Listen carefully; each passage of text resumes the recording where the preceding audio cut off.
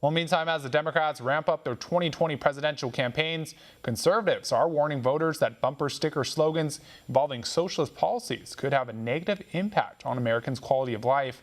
One America's John Hines explains from Washington. Democratic presidential candidate Vermont Senator Bernie Sanders is continuing to tout his Medicare for All plan, which has now prompted some conservatives to speak out to debunk the myth that the Sanders plan is a health care fix. The first thing that the bill would do is eliminate private insurance for the 181 million Americans that are currently on private insurance. It would end TRICARE for military families.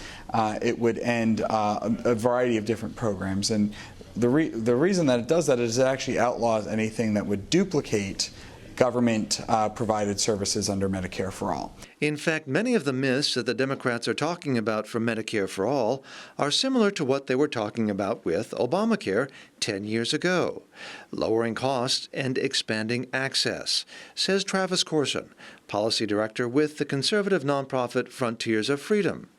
Corson says that in actuality, Medicare for All would do the opposite of what Democrats are promising. Are we calling this Bernie Care yet?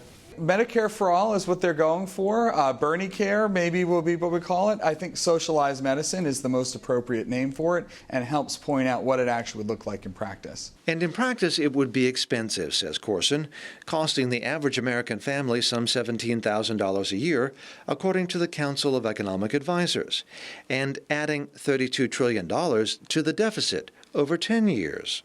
And yet, despite the increased cost, it would actually limit coverage for seniors. Seniors who have paid into the Medicare system for most of their working years. This takes the whole trust fund and folds it into a health care system for everyone. On top of that, it ends the popular Medicare Advantage program, which is used by about a third of seniors currently in Medicare, and it would end that because it is a private program. It would ban that. Corson adds that even if you were to double personal and business taxes, that would not be enough revenue to pay for the Bernie Sanders Medicare for All plan. John Hines, One America News, Washington. Want to see more videos like this? Click on the link below and subscribe to One America News on YouTube. And call your cable provider and kindly demand that One America News is added to your lineup. Call and subscribe today.